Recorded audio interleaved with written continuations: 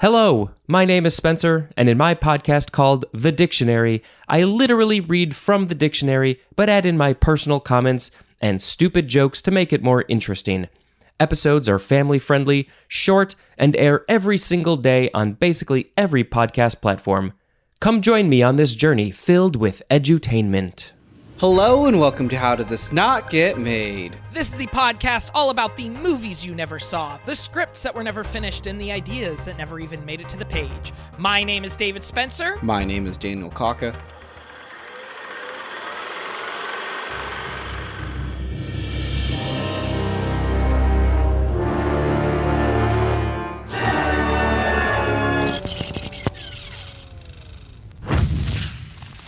You know, I don't think I've really seen much of the old Popeye cartoons. So this is something that, obviously I know of the character and I know a couple of the character names. And actually, I kind of wish Alexa was just going to sub in for me because she has a lot of love for original Popeye stuff. And yeah, she will have a couple of Popeye cartoon quotes that she'll say all the time. Specifically, I'll gladly pay you on Tuesday for a hamburger today. When I was watching the animatic, Alexa was kind of going in and out, and her only criticism is that the Popeye movie did not have enough Wimpy in it.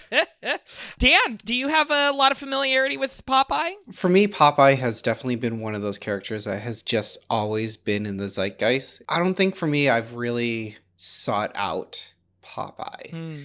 I know the comics, I've seen many of the old cartoons. I know that the reruns have appeared every once in a while on Cartoon Network, but I was quite aware of Popeye. Oh, it's hard not to be. I mean, it's one of the characters that I feel like most people with any awareness of American pop culture have seen or heard of Popeye, especially if you're thinking of classic cartoon characters. There's not a lot of other characters that would be placed above Popeye as far as how much people know him, except for, maybe Mickey Mouse.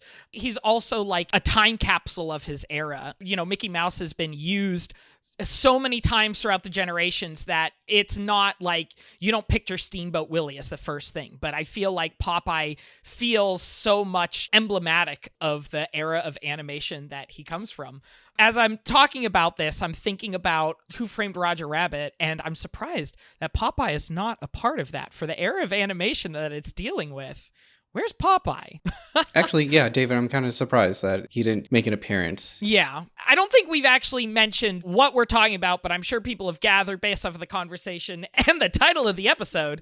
What are we talking about, Dan? We are going to be talking about Popeye. We're going to go through the history of Popeye, but then we're going to go specifically into the unmade movie that was going to be directed by the legend amongst the How Did This Not Get Made creators. Another common name that has been mentioned a lot on here. Genndy Tartakovsky. Just like Guillermo del Toro, his name has been attached to so many projects that inevitably a lot of them didn't get made. Yep. And there might be another name that pops up that comes up pretty frequently amongst our not get made movies, and we'll get to that soon. This is another one of those legendary stories, because this is definitely something I've heard before, and I feel like we've probably had people suggesting before, because this was one of those pretty publicized canceled projects where a lot of people on the internet are oh, they were going to do a Popeye movie that it never happened. And I think it's probably helped by the fact that an entire animatic for the movie was leaked. So a lot of people have seen what the movie was supposed to be, and it's definitely helped contribute to its legendary status amongst the annals of internet film history. Let's get into the history of it, but before we get into the history, we are going to get into the history of these products and services. We've got an ad break.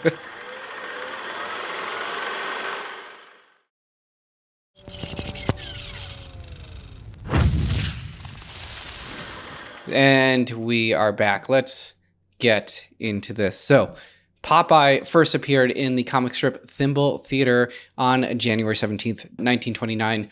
Now, Thimble Theater Comics was created by E.C. Seeger. Now, the comic was first published in 1919 in the New York Journal. Later, with the help of King Feature Syndicates, the comic was published in 12 newspapers over the decade. Popeye wasn't introduced until 10 years later and was actually introduced as a one-off character. Before that, Olive Oyl was a main character and was created when the comic first came out in December of 1919 as the fiancé of the main character, Harold Hamgravy. Now, when Thimble Theater was first conceived, it followed the tradition of making a laugh-a-day comic strip.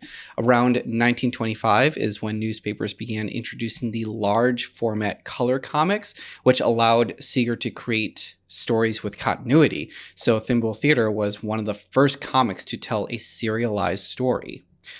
In September 1928, Seeger started an ongoing story with Hamgravy, Olive, and her brother, Castor Oil, where they planned to go to Dice Island in the hopes to swindle millions from a shady casino with a lucky wiffle hen. Based off of the character names and everything, I assume that this was still, very much a funny comic, which I would not expect to be one of the first continuous story comics. I kind of imagine that to be like a Prince Valiant type thing. Yeah, considering that this is like a laugh-a-day comics, is that where it starts? Just making funny names and funny characters just for like that short moment makes sense for that type of names like Hamgravy, Olive Oyl, Castor Oil. Oh, yeah. So on this continuous story about them going to Dice Island, so they buy a boat and they hire the first sailor that they see on the docks, and it is a quick-wit, one-eyed, toothless sailor named Popeye, sporting a corncob pipe and anchor tattoos on his enlarged forearms.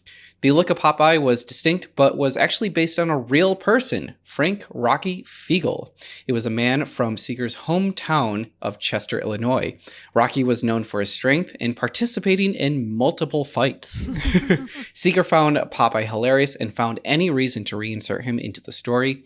He was someone who was bad-tempered, had an irritable personality, and sarcastic comments while showing that he was loyal and had a good heart. Basically, he ended up Urkeling this comic. Yeah.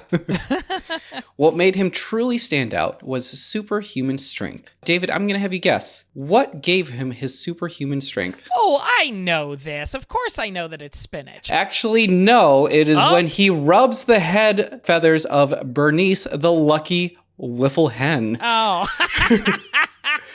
David, you should know better. I set you up for this every time. I guess, yeah.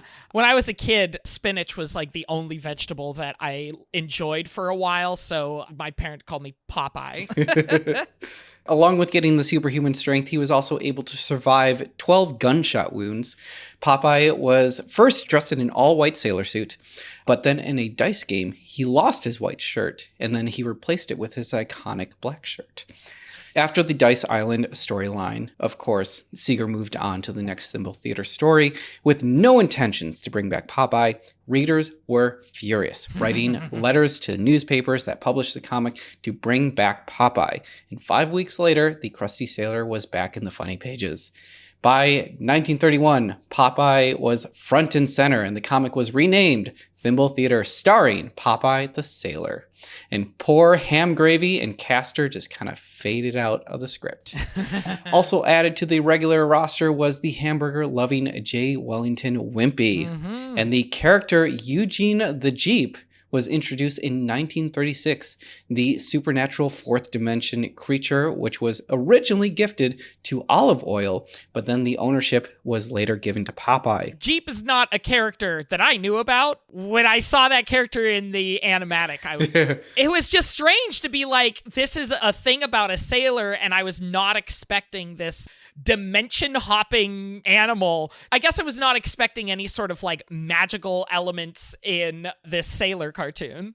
The character was nearly lost after Seeger's death, but also there was a rumor, and I couldn't find this to be true, but I want to believe it. So there's a rumor that Willie's MB vehicle was actually given the nickname Jeep in World War II because of the car's ability to go anywhere.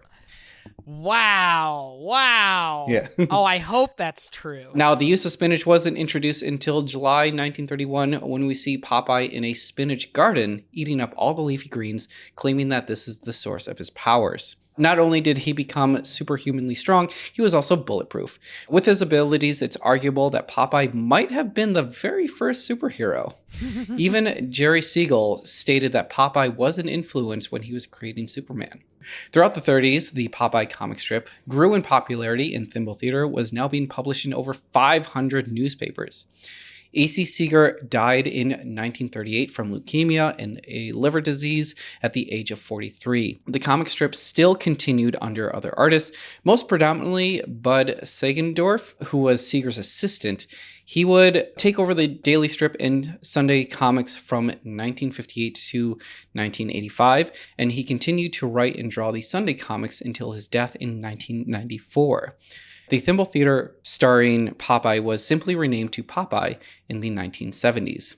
The daily strip was canceled in 1992, but the old strips did run in syndication as a replacement, but the Sunday strips still continue to this day.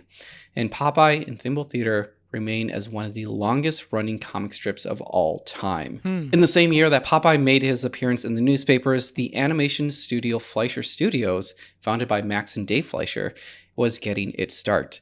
They were known for inventing rotoscoping, primarily used for their first signature character, Coco the Clown. Fleischer Studios' best-known original character was Betty Boop, who first appeared in 1930 as part of the Talkatoons series and was soon given her own spin-off. Now, Fleischer Studios was receiving a lot of pressure from their distributor Paramount to come up with more characters and cartoons for them to release. Part of the reason was so that they could compete with Disney, who was coming out with Technicolor cartoons and their star character, Mickey Mouse. Now, another reason is because Paramount was in the middle of recovering from bankruptcy, so that's why they were putting a lot of pressure onto Fleischer Studios. Now, Fleischer Studios knew that there was no way that they can come up with an original character that could compare to the mouse, so they turned to comic strips. So they went for the most popular established comic strip character, Popeye. So Fleischer contacted King Features to license their Thimble Theater characters. Before going all in on Popeye, they did a test cartoon where Popeye would be a guest character on an episode of Betty Boop. The episode was solely animated in secret by Roland Crandall. The episode Popeye the Sailor premiered July 14th, 1933. The episode primarily focused on Popeye. In it, we see headline news that Popeye is now a movie star. We get many iconic firsts. Popeye sings the theme, I'm Popeye the Sailor Man. I'm Popeye the Sailor Man. I'm strong to the finish, 'cause I eat my spinach. I'm Popeye the Sailor Man. We see the rivalry for Olive Oil's affection challenged by Bluto.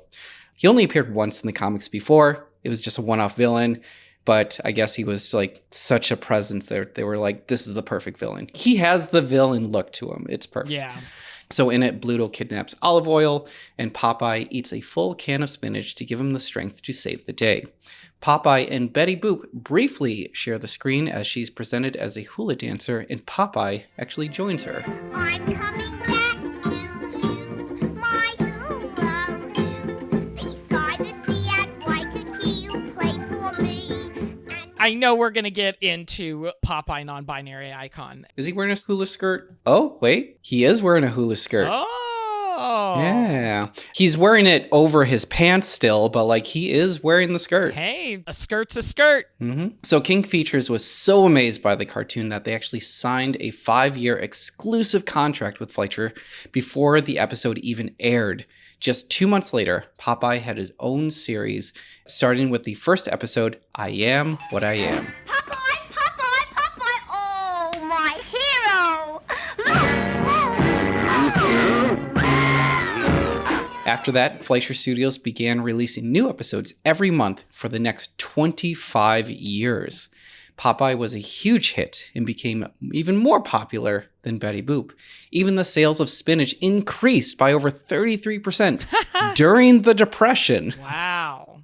It sounds impressive to me now, and I don't know if it would be considered impressive for the times, but a new cartoon every month for 25 years, that's like Simpsons level of just longevity. It's no wonder that even though there isn't any contemporary Popeye entertainment, he's still such an icon in pop culture. I didn't put it into my notes, but something to like keep in the back of your head is that the way that they were premiering and presenting these shorts was before movies. Like you'd see them in the theater. Oh, that's true. Okay, yeah, I get what you're saying now. Mm-hmm. But still, the idea that audiences would still be interested in watching Popeye cartoons for 25 straight years, it feels like a big deal to me. Yes. Now, consider that with Fleischer Studios and Paramount, that means that they have the exclusive theatrical rights. So keep that in mind. Many of Seeger's more complex storylines were dismissed and replaced with the formulaic independent stories. Olive Oil's in trouble. Popeye, with the help of spinach, beats up whatever that threat may be. Popeye was first voiced by Billy Costello, aka Red Pepper Sam. Now, he was there for the first 26 shorts, but due to his alcoholism, he became more and more incoherent. The Fleischers fired him for, quote, bad behavior. To replace him was the in-betweener, Jack Mercer, who also voiced Felix the Cat.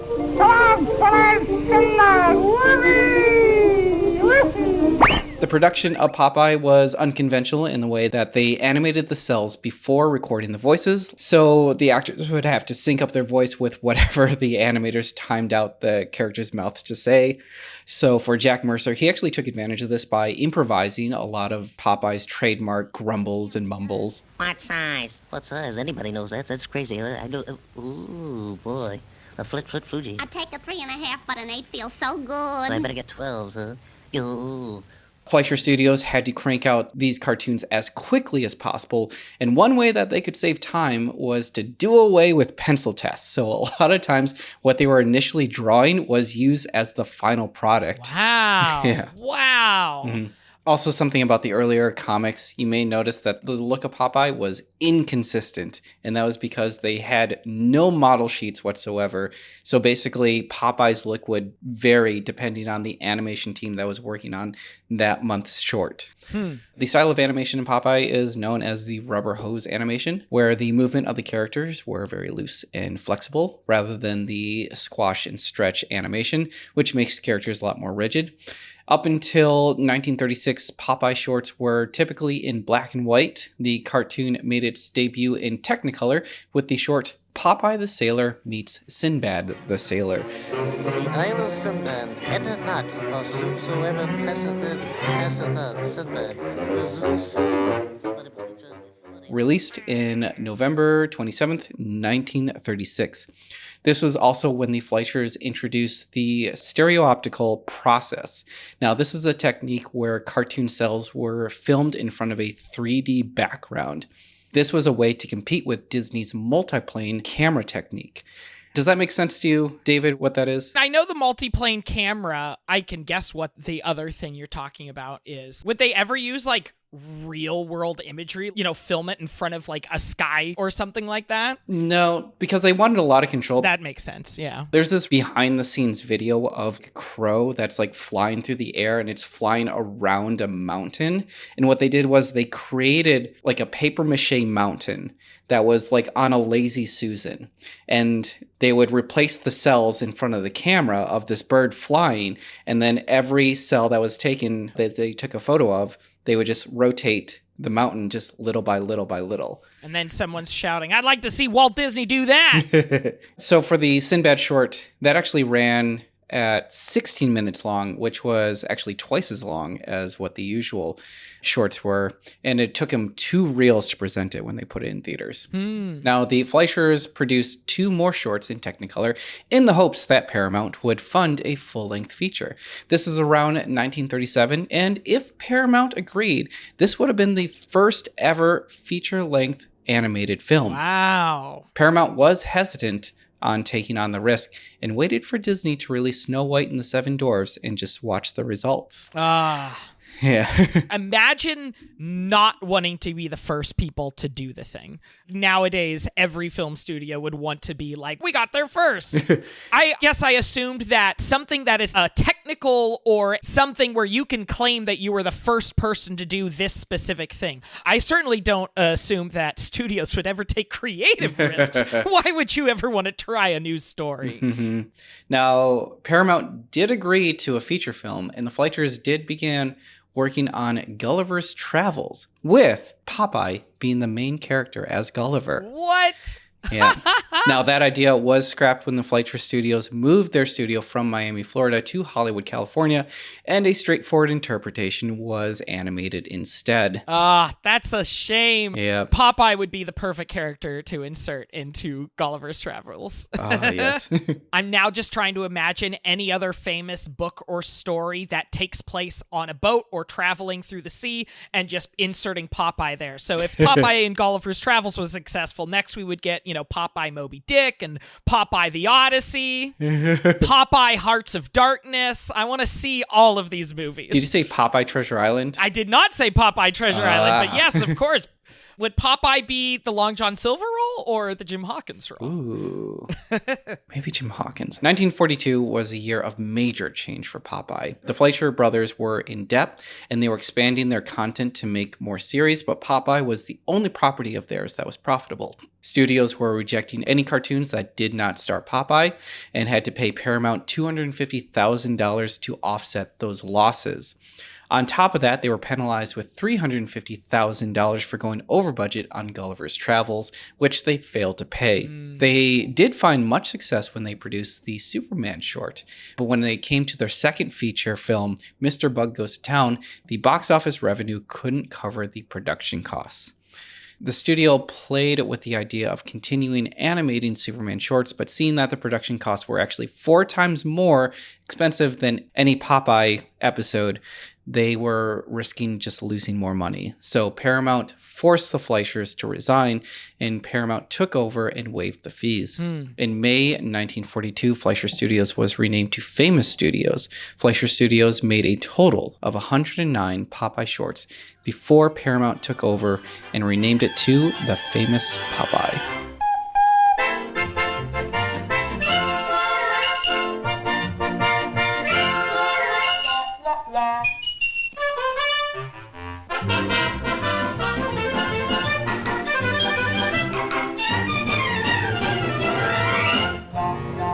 In the US, the country had been just attacked by Japan at Pearl Harbor the year before. So the focus was changed to creating propaganda shorts. Popeye's costume would change to the US Navy uniform, which he kept wearing even after World War II had ended, and he uses inhuman strength to fight off Nazis and the Japanese, and would occasionally fall back into the formula to fight Bluto for Olive's affection. Famous Studios was looking to make their mark on the iconic character. In 1943, they ran their last Popeye comic produced in black and white and made the permanent switch to Technicolor. They also messed with the love triangle formula. This time, Olive Oyl would oftentimes fall for Bluto and get together with him, while Popeye would have to find ways to win her back. The look of Bluto became more muscular, and Olive Oyl was given more feminine features. With the increase in quality, the studio could only produce about 8 shorts annually, opposed to Fleischer's once-a-month release schedule. Popeye continued into the 50s, but popularity began to wane with audiences. The formula that worked was becoming predictable and uninteresting, and the humor was being targeted towards children and wasn't edgy anymore. In 1953, Famous Studios jumped the shark with the 3D short Popeye, the Ace of Space. The Martians were hateful, but now they are playful, 'cause of Popeye the Sailor Man. Now, when you say 3D, because of the time, I assume you mean like it's got the red and blue glasses 3D? Yep. Okay. The short didn't bring back the audience the studio was hoping for, and in 1953, they produced their final Popeye short, Spooky Swabs. But Olive, there's no such thing as ghosts.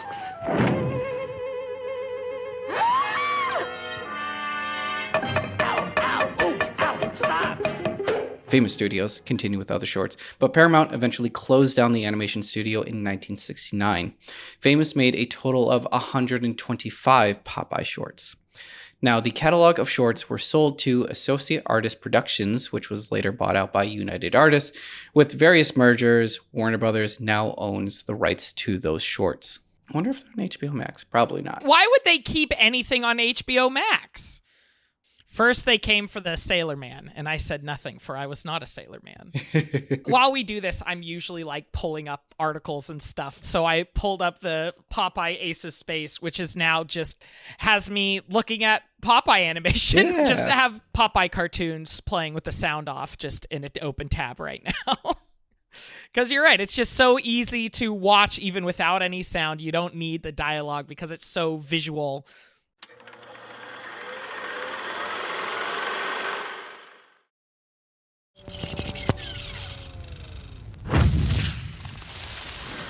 And we're back, and we're hoping that all of those products, services, and true crime podcasts will improve your life in some way, shape, or form.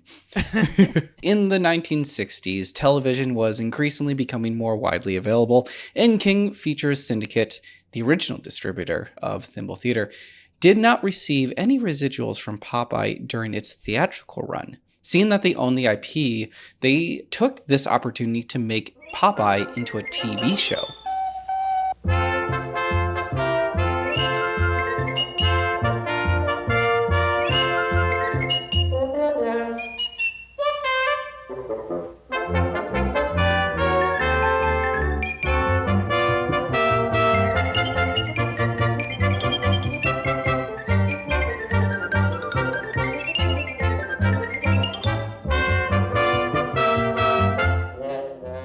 Now, from 1960 to 62, they produced the series Popeye the Sailor that premiered on ABC.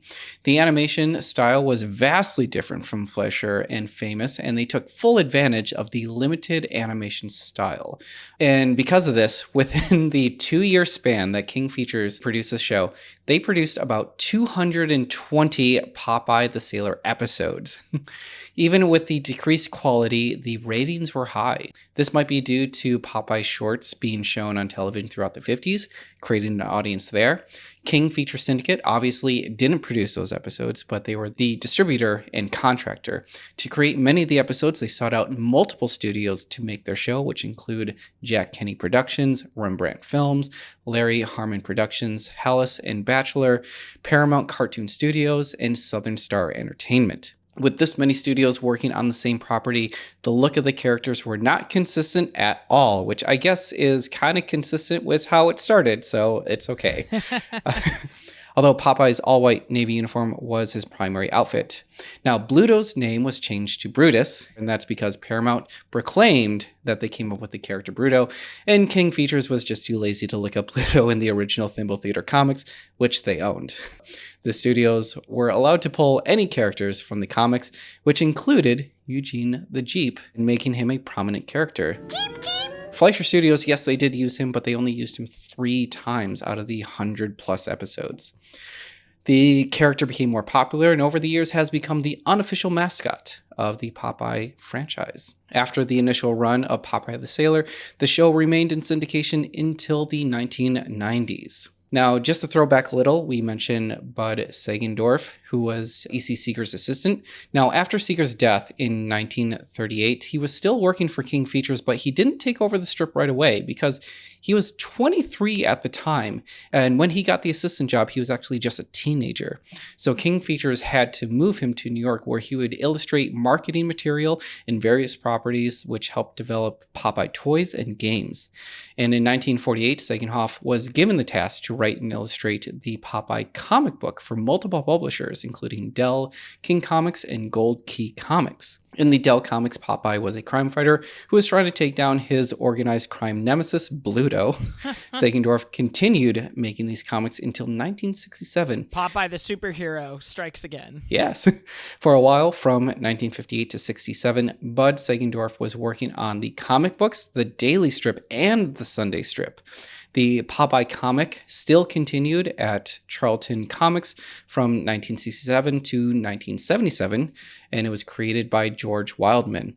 Some of the comics made at Gold Key while Sagendorf was there were illustrated by Wildman and was written by Bill Pearson and Nick Cuddy. There was even a manga series published by Shonen Gahosha and created by Zobotan and Marud Damio and creator Kenji Morita. If it exists, there is manga of it. So in 1988, Ocean Comics published the Popeye Special, written by Ron Fortier and illustrated by Ben Dunn. This story explored Popeye's origin story. In it, he was given the nickname Ugly Kid. In their second issue, they introduce Bluto and Brutus, explaining that they're actually twin brothers.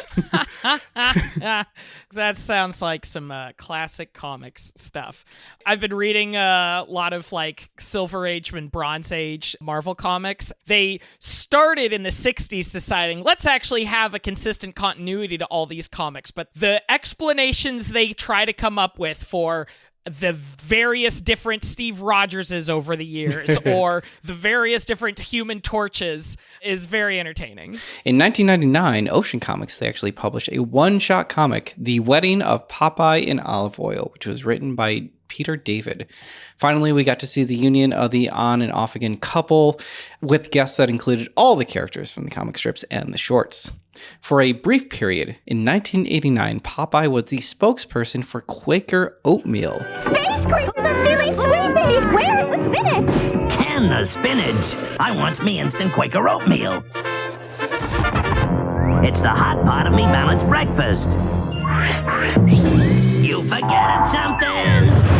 Ahoy, now there's a Popeye comic book and specially marked boxes of instant Quaker oatmeal. Popeye wants a Quaker. He appeared in comics that were included in specially marked boxes of instant Quaker oatmeal, and he appeared in 3 commercials where he'd lose a parrot, olive oil, or sweet pea, and to save the day, instead of eating spinach, he would eat Quaker oatmeal to obtain his strength. And he came up with the phrase, "I'm Popeye the Quaker Man." Blasphemy. No respect for the original source material that also changed his original powers of spinach anyways. I find it funny that you are, well, quote unquote, angry about that, because there was an actual group that was angry about that campaign because the Religious Society of Friends, also known as the Quakers, were very upset with him saying, "I'm Popeye the Quaker Man." And soon afterwards, they ended that ad campaign. That is absolutely fair. Yes. In 1972, ABC premiered the 60-minute made-for-TV movie Popeye Meets the Man Who Hated Laughter. Now let's see those fools try to make me laugh. Ahoy, folks. We have a really big show for you tonight. Our first act will be Daisy, the Wonder Dog. This was part of the Sunday Superstar movie collection. The special was animated by Filmation, who took liberty by inserting many characters from King Feature comic strips, not just the Thimble Theater. So this included Flash Gordon, the Phantom, Mandrake the Magician, Beetle Bailey, and the Quincy's. Many of the character models resembled how they look in the comics, and Popeye was given his iconic black sailor shirt. In 1978, Popeye returned to television with the all-new Popeye Hour, which was produced by Hanna-Barbera, as part of the CBS Saturday morning lineup. The show shared the 1-hour slot with the show Dinky Dog. Popeye was given the original sailor suit, except this shirt was blue, and Brutus was reverted back to Bluto. If you remember from our Scooby-Doo episode, there was a restriction put on children's programming that prevented violence to be shown, so Popeye's usual method of punching his way out of a situation had to be changed. In most cases, he would just pick up Bluto and just throw him. Yeah. Returning to voice Popeye was Jack Mercer. Will the real Jack Mercer please stand up? Jack, the audience would kill me if I let you get away without giving us some small demonstration of Popeye. Just anything that you'd care to do. I'd be glad to. Oh, I'm Popeye the Sailor Man. I'm Popeye the Sailor Man. In 1979, as part of season 2, and CBS aired the Popeye Valentine's Day special, Sweethearts at Sea, and the story took up the full half-hour slot. Hey, what's this? A love note? Dear ex-boyfriend Popeye, You forgot Valentine's Day for the last time. So gets lost. Signed, your ex-girlfriend, the new Olive. Oh my gosh! The show ran from 1981 and got rebranded to the half-hour program titled Popeye and Olive Comedy Hour. The show ran until 1983, the year before Mercer passed away. In the mid-70s, Columbia and Paramount were in a bidding war to produce the adaptation of the hit Broadway musical Annie, which started off as a comic strip and was one of the few that was actually more popular than Popeye. After Paramount lost the bid, executive producer Robert Evans held a meeting with the head of Gulf Western, which is Paramount's parent company.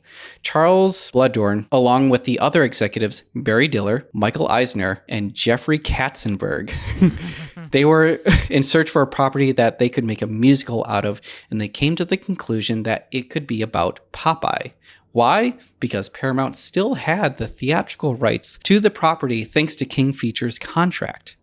Evans hired Jules Feiffer to write the script in 1977. Now, Feiffer, he started off his career working for Will Eisner when he was working on a comic strip, The Spirit. After that, he created his own comic strip titled 666 and later Pfeiffer's Fables, and finally, Feiffer.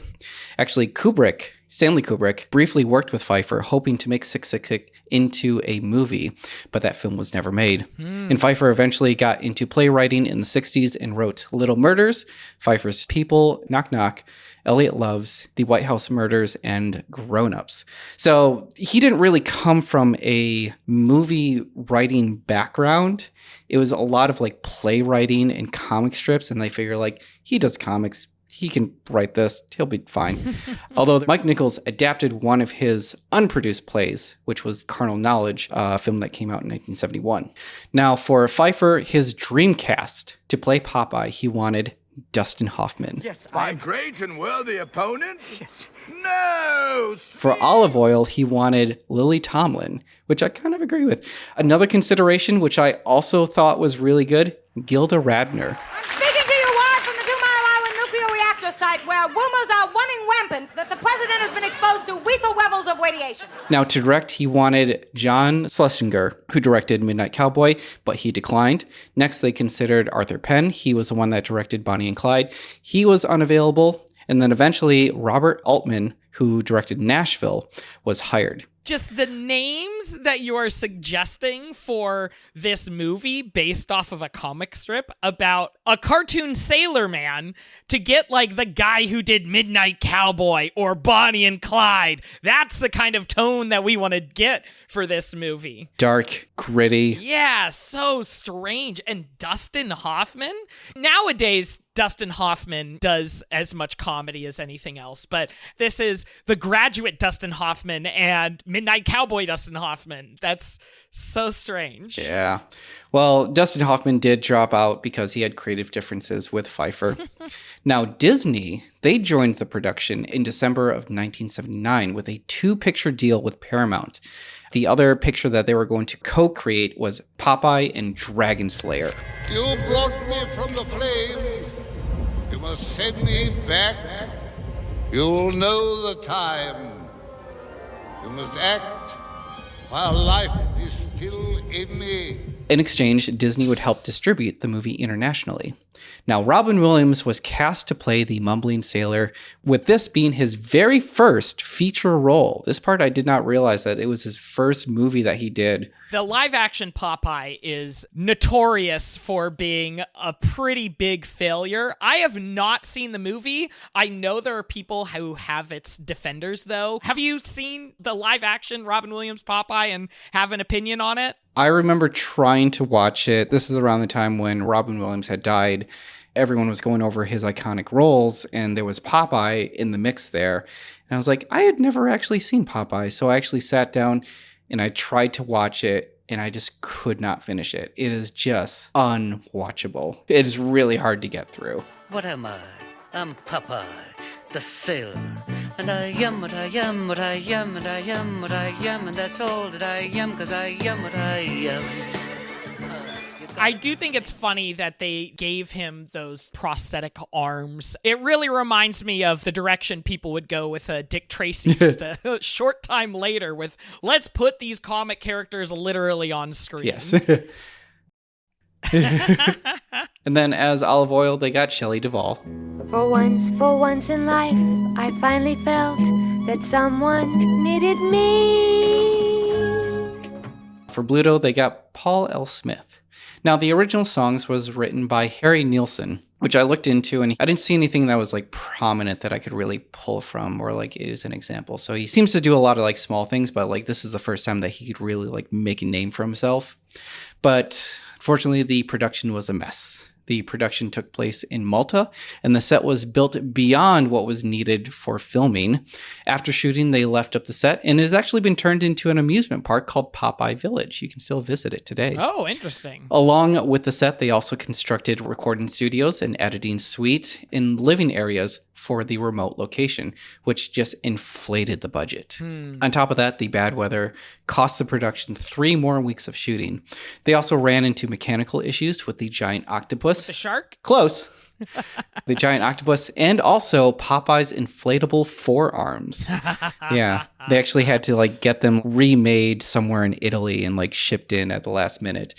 And very often, if you watch the movie again, which why would you, but you'll notice that a lot of shots are from the chest up or like close-up shots, and that was to avoid seeing his forearms because they didn't have the prosthetics in yet. Dan, don't say why would you. Knowing our audience, I guarantee you we have about at least a dozen people listening to this right now who genuinely love that Popeye movie. There's always going to be some people who it really speaks to. If you are one of those people who love Popeye, nothing but respect for you. Loving weird things is very good, in my opinion, even if that weird thing is not something I love. So the vocals for the song were recorded live on set instead of having pre-recorded songs for the actors to sync up with. All that talk from Les Mis being the first to do it, and they weren't? They were stealing from Popeye? Popeye was the original. Get your facts straight. Now, there's a shot where you can see the can of spinach being thrown at Popeye, in which it hits Robin Williams in the head. After that, they had to actually take him to the hospital to get stitches. Oh, no. Yeah. They tried to include Eugene the Jeep, but they couldn't find a way to make the character work as far as like special effects go. They gave the supernatural abilities to Sweet Pea instead, which is why that weird inconsistency is there. Pfeiffer was on location as the on-set writer, along with the production problems, which caused a lot of consistent rewrites in the movie. He did not like the music that was written by Harry Nilsson, saying that it did not match the tone and it was way too slow.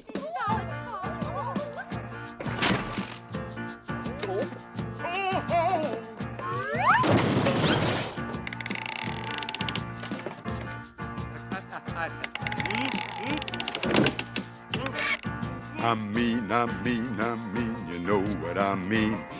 Pfeiffer eventually left the production in the middle of shooting after growing frustration. For Altman, he was not a fan of Robin Williams' improv mumbling, which made it even more difficult when they had to dub in his lines in post-production because Robin Williams couldn't speak with a pipe in his mouth. Careful, don't ruffle me feathers. Supposedly, Altman did not finish what he wanted to shoot, and Paramount forced him to turn in the footage after the film budget ballooned to up to $20 million. And in the end, Paramount may have come out on top because the Popeye movie actually made $3 million more than the Annie movie. Oh, really? You would not expect that based on the cultural impact of those two movies. No. Popeye would return to television again in 1987 with one season of Popeye and Son, produced again by Hanna-Barbera. In it, Popeye and Olive are married, and they have a son. Not Sweet Pea, though. It is Popeye Jr., who hates the taste of spinach. I hate this stuff, but... And then Bluto, he also has a family, and his son, Tank, is actually a bully towards Popeye Jr. Now, to voice Popeye was Maurice March, which you may know as the voice of Brain. That's me, boy. A new animated Popeye wouldn't be seen again until 2004 when Lionsgate produced the CG animated straight-to-DVD special Popeye's Voyage: The Quest for Pappy, in celebration of Popeye's 75th anniversary. I'm Popeye the Sailor Man. This time, Billy West provided the voice for the mumbling sailor. He would later claim that voicing Popeye was the hardest job he had ever done, and talking like him was, quote, like a buzzsaw to your throat. I'm looking at images of this movie right now, and this is pretty definitely, this is like almost food fight levels of animation quality. On September 18th, 2014, Sony Animation Studios released an animation test of their Popeye movie, introduced by director Genndy Tartakovsky. When I first started animation, my very first teacher was a 90-year-old Popeye animator from the Fleischer Studios, Gordon Sheehan. So I feel like it's destiny that's brought me here to Sony Pictures Animation to make Popeye an animated feature.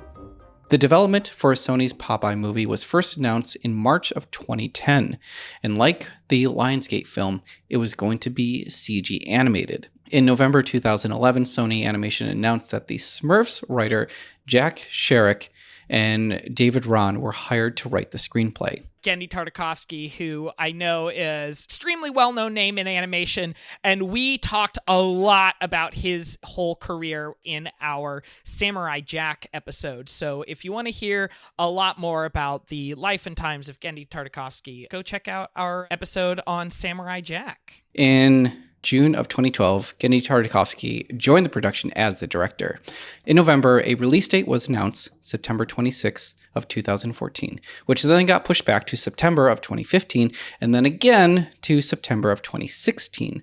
While production was getting delayed, Tartakovsky was still working though, but he was working on Hotel Transylvania 2. Yeah, Genndy Tartakovsky had already worked with Sony Pictures Animation on Hotel Transylvania, a movie that I haven't seen, but from what I understand is a pretty well-loved, or at the very least well-liked movie. It seems to be one of those movies that doesn't have a loud fan base, but it seems like everybody who's seen it likes the movie. I love that Sony Pictures Animation is the ones who are working on this project, especially in the post-Spider-Verse world. Sony has gotten a lot of love of doing things with CG animation that are different than what all of the other major animation studios were doing. But I think even at this time, Cloudy with a Chance of Meatballs and Hotel Transylvania feel different from Disney, DreamWorks, Pixar, and it's leaning into that cartoony movement and that cartoony physics and logic in a way that the other major CG animation studios were not doing.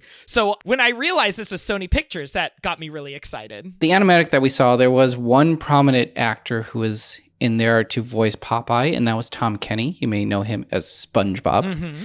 There was Gray Delisle. Gray Delisle. David, I actually brought this up with you yesterday. The voice of Eugene the Jeep.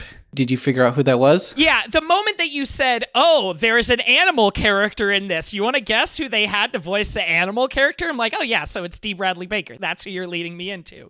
Of course. It definitely is D. Bradley Baker. Famously the voice of Momo and Appa in Avatar: The Last Airbender.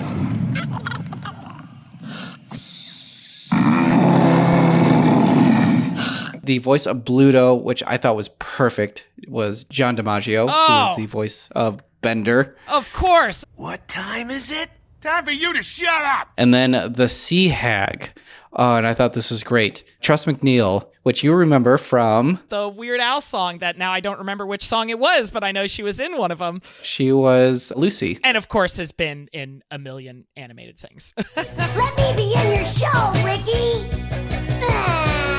She's also Agnes Skinner. Every time there's an animated movie based off of a famous animated character or series or anything like that, there's always this conversation of why are they casting big name movie stars in these roles instead of voice actors whose career is out of voice actors? We don't need to keep giving Chris Pratt work as being voices. We could give the voice actors work in the big movies. You don't need the celebrities. And that's amazing to me and wonderful to me that that's what they were doing for the Popeye movie. Yeah. That might be partly because of Genndy Tartakovsky, him coming from television. He's like, these guys are great. They're going to fit this role perfectly. I mean, it really feels like this was going to be the movie for animation nerds. Now, normally I would go into the plot, but this doesn't really fall in line with the timeline on the story, and you'll kind of see why.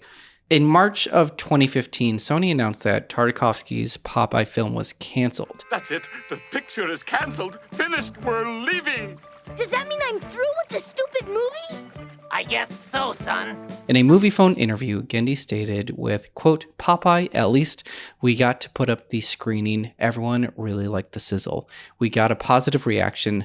I was in love with what we were doing, but I think the studio was going through changes, and I don't know if they wanted to make the Popeye that I wanted to make. So they've got to make a decision. It's hard to let Popeye go, but that's the business. Around the time of the cancellation, Sony was going through systematic changes within the studio. In 2014, Sony Pictures got hacked by the Guardians of Peace, something that we covered in our Men in Black and 21 Jump Street episode, in response to the film The Interview, a film depicting a journalist tasked with assassinating the leader of North Korea. Sony let go of Sony Pictures Digital Productions president Bob Osher and chairperson Amy Pascal after the hack revealed emails with some racially insensitive language, and hired former DreamWorks producer Kristen Belson as president of the Sony Pictures Animation. Interesting. Popeye was put on hold. Tartakovsky finished Hotel Transylvania 2 and was tasked with making another film, Can You Imagine? Another film that got canceled. And the next feature down the line for Sony Animation was the Emoji Movie. Yes. Oh, no. I saw a lot of like clickbait titled articles where it's like Sony scrapped Popeye to make the Emoji Movie. It's like, nope, they just canceled one movie and then just another one popped up. That's really what it was. If you look at the movies that they made in this time, we've got Angry Birds, then Sausage Party, then a Smurfs movie, then the Emoji Movie, and Peter Rabbit. I will say, though, Sausage Party is a better movie than it should be. Okay. I'll take your word for it and not go find out for myself.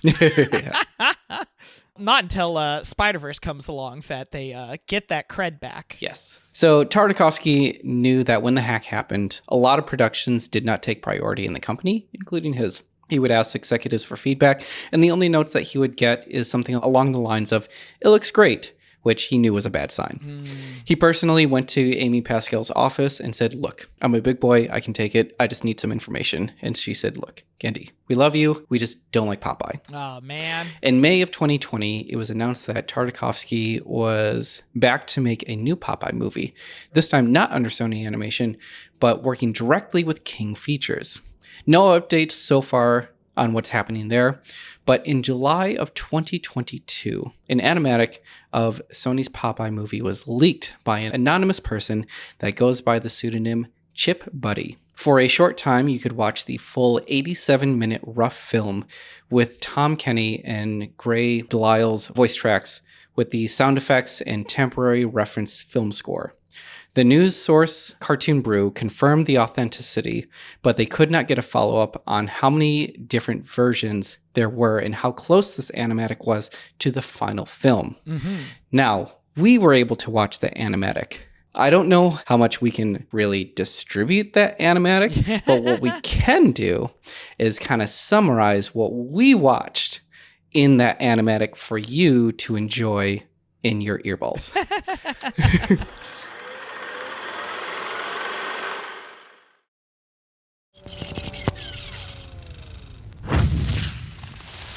So here is what happens in the movie. We open on Pappy in a rowboat at night in the middle of the storm with a sick baby barely arriving to Plunder Island. On the island is a witch, the Sea Hag, who has magical abilities that she obtains with the help of a red ruby that she keeps in her eye socket. Pappy presents the sick child to the Sea Hag. She agrees to help when she sees the baby is as ugly as her. She cures the kid, kidnaps him, and sends the father away. Later that night, Pappy sneaks into the Sea Hag's bedroom, takes his son back, and steals the magical jewel. Her goons search the island. In an act of desperation, Popeye puts his son and the jewel in a spinach crate and sends it out to sea before getting captured. The sea hag proclaims that in 17 years, all her powers will be gone if she does not get the ruby back. The goons take to the sea in search of the jewel. Meanwhile, in the crate, the child eats the spinach in the presence of the magical jewel. A kraken appears and snatches the child, but it is no match when he magically becomes super strong. The beaten kraken places the child back into the crate. I feel like there's a pretty common trope of doing these movie versions of classic characters that feel like they have to tell the origin story that I'm kind of tired of like, we don't need to see the origin story for all these characters. It's okay. I can understand. We don't need to see the spider bite. Yeah. But I think this had enough fun with all of that it like didn't really bother me. I was not really expecting like the magical aspects, but then again, I don't know too much about Popeye. So maybe sea hags are much more common in the cartoons and I'm just not aware. Something that we should mention that I can't really sum up or put in the summary is that a lot of this is a musical. A lot of this is sung. That beginning is sort of sung, but I don't remember that being a part of the rest of the animatic. Even in the beginning, it's like spoke sung back and forth. Yeah, but it rhymes. The sea hag. The dad showed her his dying boy. She was stunned and filled with joy. Because the babe was as ugly as her, she let out a hideous purr. It did feel like it was the introduction to a musical. Yeah. At sea, the baby loses the jewel before arriving to the shore of Sea Haven. He's found by a woman, Judy, who names him Popeye due to his one eye and brings him to her orphanage. There, he shares a bed with a bearded baby, Bluto, who doesn't take kindly to Popeye. The moment that he's laid in the crib and we see bearded baby Bluto, that was like the moment that sold me, that I was like, yes, I am on board for what this movie is doing. Yes. Growing up, Popeye struggled to fit in with the other kids. One morning, Popeye is awoken by a whale. It seems like all the sea creatures are looking out for Popeye. At the beach with the other children, Popeye tapes a fake paper eye to his face in an attempt to be normal, but it doesn't work. Bluto and the kids still pick on him. Observing the orphans is a young Olive Oyl. She asks her parents what they're doing, and they tell her that the kids are pretending, and she isn't sure what pretending means, so she asks, "What is it?" and is told it is to be something that you're not. She thinks it looks like fun, but her father reminds her that she's from the house on the top of the hill and she wouldn't want to be anyone else. Only poor people imagine. In a montage, we see a cluster of orphans being chosen and taken home to a family, but Popeye is never chosen. Judy informs him that he is just one of a kind, but Popeye sees that negatively in that he's different. Saddened, he walks to the beach. There, the red ruby washes up on shore, unnoticed by the boy. Multiple times, with the help of various animals, the jewel is thrown at Popeye to get him to notice. He picks up the red diamond and stares into it. The jewel reveals his origin story, and that his dad is out there, stranded on a shipwrecked boat that looks like a shark. Popeye needs to find his father. In a montage, he builds a ship with parts from a junkyard. During his build, he finds the magical Eugene the Jeep. Resistant at first, Popeye finally accepts Jeep's willingness to help. Through the narration from a talking fish, we are informed that Popeye is about 18 or 19. Is it a talking fish? I thought it was always like we would get introduced to a fish and then it would get scooped up by a pelican and then the pelican would be the narrator. It would kind of go back and forth, yeah. And that was like the runner throughout the whole thing. If this fish kept like doing a dance and immediately getting scooped up. I think that was towards the end, but yes, I do remember that sequence being in the animatic. So the ship is complete and prepares to set sail and find his dad. As they launch, Jeep gifts Popeye his iconic sailor hat. Popeye looks out into the sea and realizes he has no idea where to go. We cut to an older Olive Oyl, playing in her bedroom, pretending she's on an adventure. Her mom walks in, criticizing her, wondering why she needs to pretend when other people pretend to be in her wealthy position, and that she has a wonderful boyfriend, Bluto. In a flashback, we see Bluto and Olive meet, and that Bluto is more interested in Olive's house and status than her. Her mother hopes for her to get married, have children, and live in the house for the rest of their lives. Olive dreads the thought and is unsure of her true self. In a grand gesture, remixing a Barry White song, Bluto proposes to Olive, but her mother stops the proposal when she sees how small the diamond is. Bluto, in a panic, goes out in search for a large diamond ring. That evening, Popeye visits a sailor's pub, which is revealed to be a family restaurant. There he finds an older sailor that informs him that Plunder Island is the place that he's looking for and not the place that you want to find. He warns him of the sea hag. The sailor uses a kid's placemat to make a map. And this is a great scene where you see the fish sick forest, he crosses that out and says the unseen forest. Then there's the mac and cheese island, crosses that out to make island in the sky. And then there's Tartar Sauce Sea, which he crosses out to be the heart of darkness. They call back to it a couple of times where it's like they've got the traveling sequences where you show the dotted line on the map, except it's the kids menu and you're seeing like the scratched out names of what was written on there. So good. Good gag.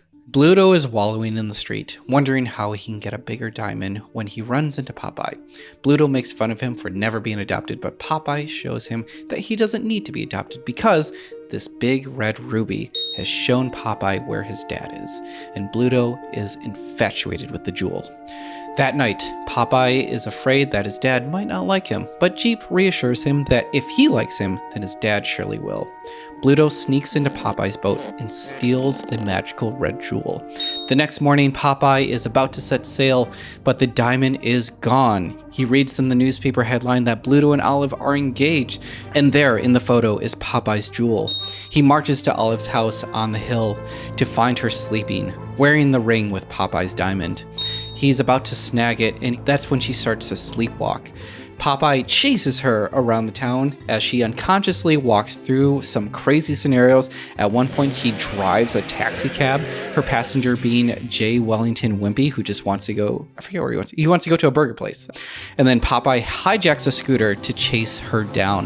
While driving through a hotel, Popeye runs into a room service cart serving a spinach salad, which he accidentally eats, which then Popeye explodes in power, soaring into the air.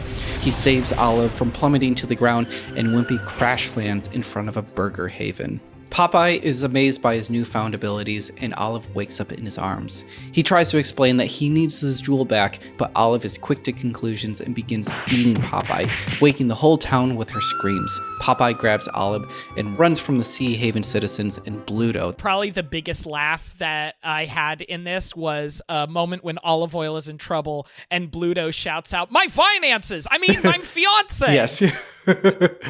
It was such a great line, yes. So Jeep starts up the boat as Popeye and Olive get on the ship and they take off. Through an animated map and a narrating pelican, we learn that the Sea Hag has been searching every island in hopes to find her diamond. Her latest destination being Sea Haven. At Sea Haven, Bluto announces he's off to get Olive Oyl back and is sent away with great fanfare. When he is out at sea, he runs into a fleet of old ships, led by the Sea Hag. Bluto is brought on board and is questioned about her jewel. He immediately gives up the details. Now Bluto goes back to his boat, but he can't go back to the island because if he does, he'll look like a coward, but if he goes after the Sea Hag, he will most certainly die. So he just stays put. Olive Oyl wakes up to find that they are sailing through a storm. With some cartoon antics, they barely escape. When they get to calm seas, Popeye explains to Olive that he just wants his jewel back. Olive freaks out, stating that it's hers, and goes on about marrying and having kids with Bluto, and she'll forever be the girl from the house on the hill. She doesn't believe someone like Popeye could ever own a jewel like that. Olive takes control of the ship, turning it around. In the midst of taking back control, Popeye flings Olive overboard. Popeye jumps into the sea to get her. The two partake in a zany cartoon chase and accidentally find the unseen forest, which is just an underwater forest. Olive is in awe, and she is having a real-life adventure, like the one she pretended to have. They keep on sailing at night, admiring the stars, looking for the island in the sky. Popeye asks for the jewel again, and as he asks, a ship headed towards Sea Haven passes by. A vision is seen in the jewel, and Olive finally believes that this is Popeye's jewel. Popeye states that if he gets the jewel back, she can get on the passing ship and she can go home. Olive, wanting to continue in this adventure, lies and says the ring is stuck on her finger, and Jeep notices that she lied. I'm so happy with Jeep's reaction to that as well, because his reaction is getting really excited for a love story that's about to happen. Yeah. Popeye looks up at the strange-looking moon. In a transition from the moon, we see the sea hag transforming into a more hideous creature. She becomes more desperate and forces her goons to work harder. The next day, we cut to Bluto, baking and hallucinating in the sun. He kisses a wish-granting fish for money, which turns out to be nothing. And Popeye and Olive continue sailing. Popeye is suspiciously looking up into the clouds while Olive is having fun, pointing out that the clouds resemble some things. Suddenly, sky pirates start falling from the sky. Some charge on propeller planes and attack the ship. Through more cartoon tomfoolery, the three of them fight off the pirates. The three get tangled up and captured. The pirates assume from the look of the ship that there's nothing valuable until they see Olive's engagement ring. They piece together that this is the jewel of the sea hag that they were looking for. Knowing this, they will make them rich. Olive gives up the ring when they threaten to cut off her finger, and Popeye sees now that she has lied. Popeye sneaks onto the pirate's plane that takes him to the island in the sky. He goes back to the ship and makes their way to the island. There are too many pirates to fight, so they must sneak around in disguise. Olive dresses like a pirate, while Popeye dresses like a female pirate. Mm-hmm. Olive is not convincing as a seductive pirate, but Popeye saves the day, seducing all the pirates while dressed in drag. Successfully, Popeye snags the ring. The head pirate insists that he stay, but Popeye is trying to leave. He offers a spinach hors d'oeuvre that activates Popeye's powers. He's found out, and they run and escape onto the ship. Are you familiar with the Popeye non-binary icon conversation? We have talked about this before when we talked about Nimona way back when. Okay. I don't think that conversation made it into the episode, but we did talk about Popeye, the non-binary icon. And I was like, I've never heard this before. Yeah, like I think what really brought this to be a conversation everybody online was having was because whoever was running the official Popeye Twitter account said something about being amphibious and then pointed out comics where Popeye is saying that he's neither male or female because he's amphibious or something like that. Or not neither male, or both male and female. I'm butchering what the quote is. There was like a quote where he is hanging on to Sweet Pea and he's like, I can be both the mother and the father. Oh, yes, that's what it is. There's a lot of people who would argue that Bugs Bunny is gender fluid or gender nonconforming. And it seems to be that any official Popeye source that gets asked about this says absolutely Popeye's gender nonconforming. So, and I love that this sequence is in the movie, and the way the sequence is played out is, yes, there's humor in the drag performance, but not in a sense of like, it's funny because this is unnatural. It's more just like Popeye is fully in it, and it makes you as an audience like enjoy it more. Because like Popeye says that his name is Poppy while he's, you know, still putting on the performance and the high-pitched voice. There's a button at the end of the scene after they escape where the head pirate has like a tear in his eye and is like, I'll always miss you, Poppy. And it's like, okay, at this point, the head pirate has seen all of Popeye's outfit come off and knows that this is not who he was presenting to be necessarily at first, and yet is still in love with Popeye. This is beautiful. This is some beautiful stuff happening here. That reminds me of a song. It's this perspective of this guy who his best friend does a drag show. Through the drag show, he falls in love with his best friend's drag persona. And it's like, I'm in love with Daryl in drag or something like that. I have to look up the song, but like that kind of reminds me of that. All right. The only girl I'll ever love is Andrew in drag. Andrew in drag. So they escape from the island. They escape onto the ship.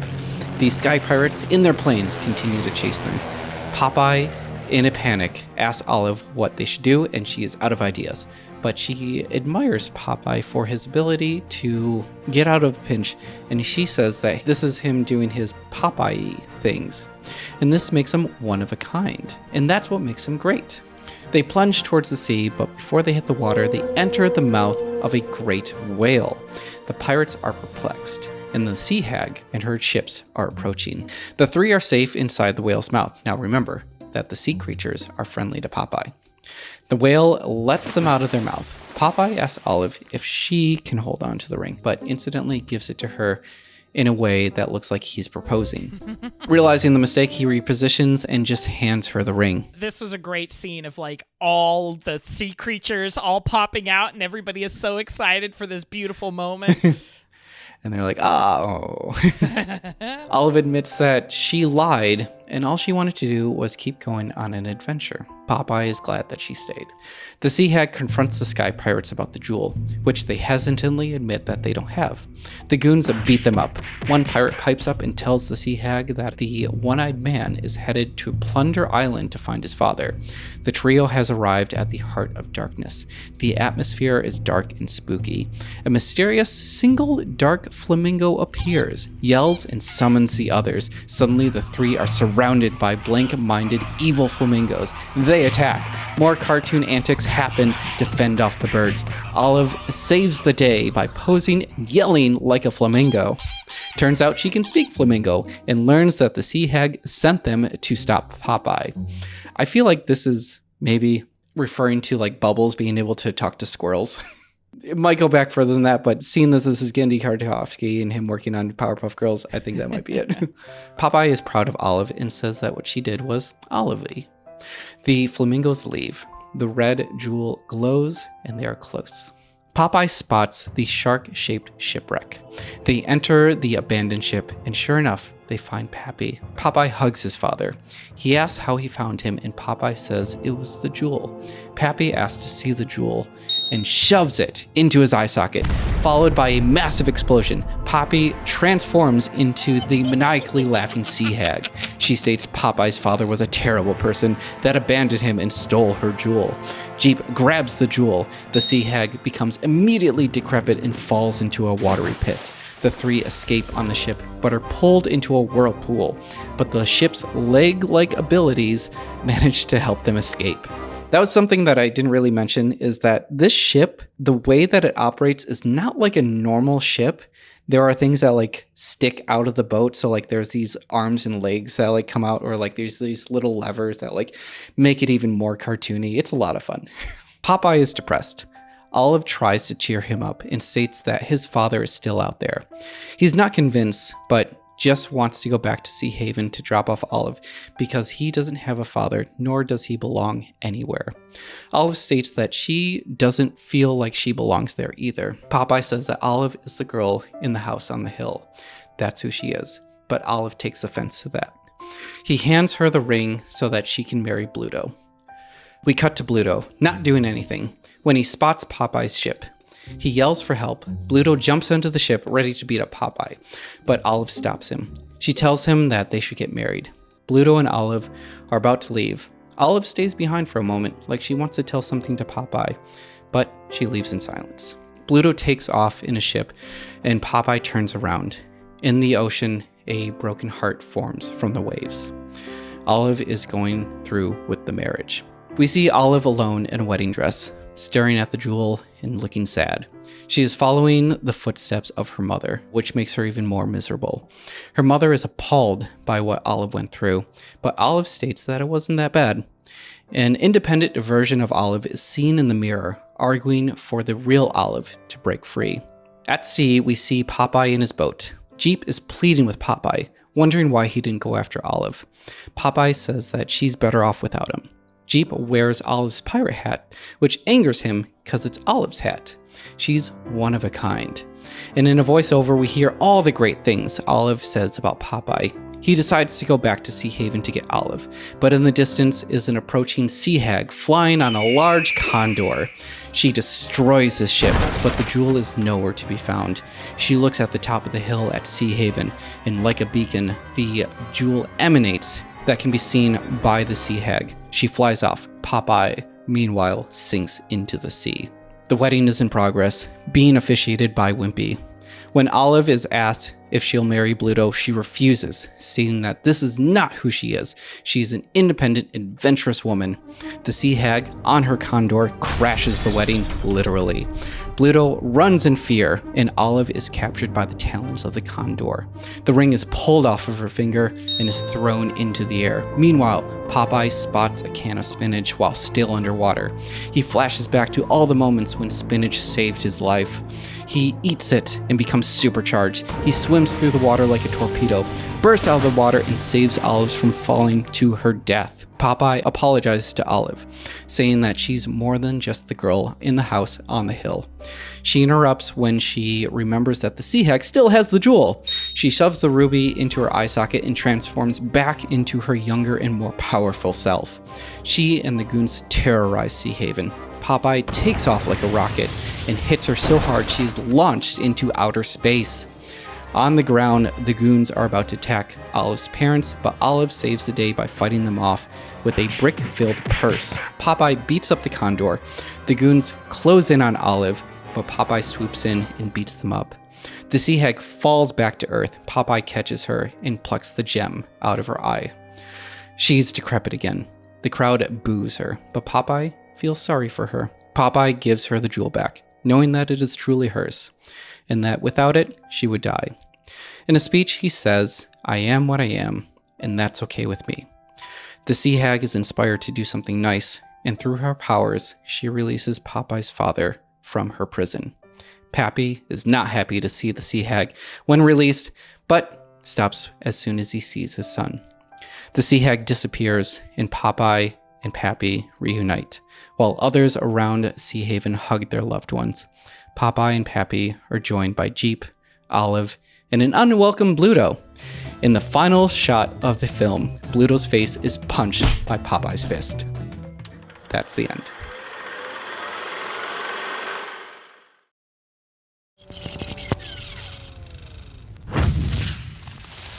Like, I get why it's there and why they ended with him punching Bluto, but it did feel a little bit of a strange note to end on. Yeah. After everybody is hugging and Wimpy hugs a hamburger. It just felt a little weird to have this, like, sweet, everybody loves each other ending, and then Popeye punches Bluto in the face. Another great ending would to see Bluto, like, clinging onto the house and be like, "It's mine!" Him being dragged away from it. Yeah. I don't know if I really have to ask this question, but would you like to see this movie? Of course. That's like the longest animatic I've seen. You could absolutely get the energy from the mostly still images, and I am so happy to have seen the animatic and to be familiar with this story. Yeah, this is like would have been a home run of a project, especially for animation fans, and it really does feel like a shame that we didn't get it. I really love seeing that short little clip. You could definitely tell that Genndy was gunning for like the rubber hose animation. Like specifically, there's that moment where Olive Oil is being pulled through the window.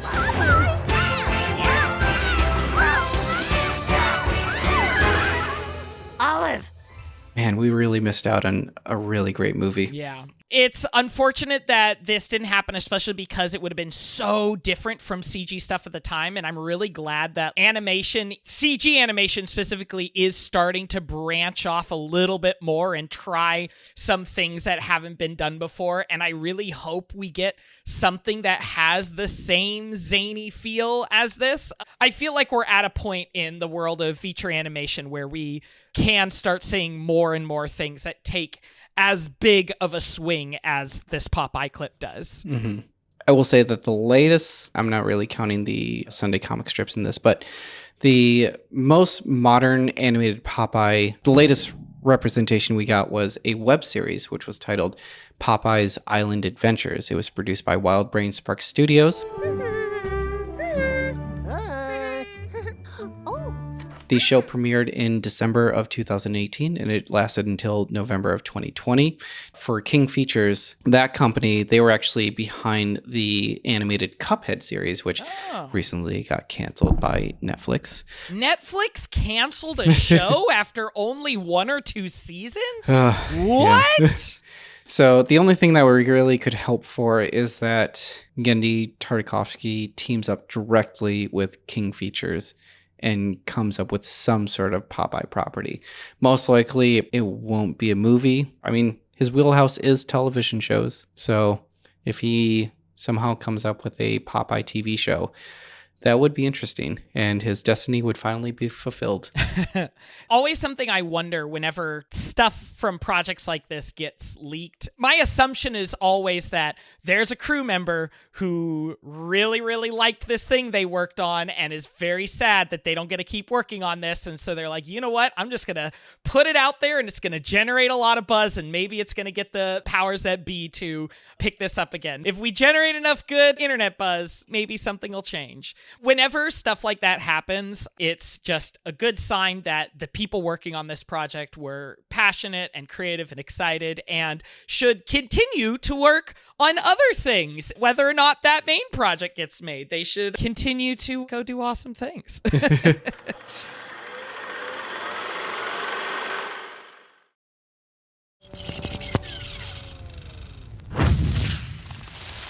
All right, well, I guess it's going to go ahead and wrap this up. Thank you, everybody, so much for listening. If you want to find more episodes of this podcast, you can go check out our website, pipedreampodcasts.com, which is also the home of Pod Made You Special, Come On Fahoogwapods, Escape from Vault Disney, and the Mystery Shack Look Back. While you're there, you can find links to all of our social media pages. We're on Instagram at How Did This Not Get Made, on Twitter at HDTNGM. And again, those social media pages are excellent follows. Dan does a lot of work providing lots of amazing visuals to pair with the episode, so you can take a look at some of the things that we are talking about. You can also find a link to our Patreon page where you can find ad-free versions of this episode, as well as lots of other wonderful perks. And you can send us your emails, notgetmade@gmail.com. If you've got any corrections or suggestions for future episodes, we would love to hear that. Again, that is notgetmade@gmail.com. All right. Thank you, everybody, so much for listening. Bye! Thank you. What am I? I'm Popeye the Sailor. And I am what I am, what I am, and I am what I am, and that's all that I am, 'cause I am what I am. You got it?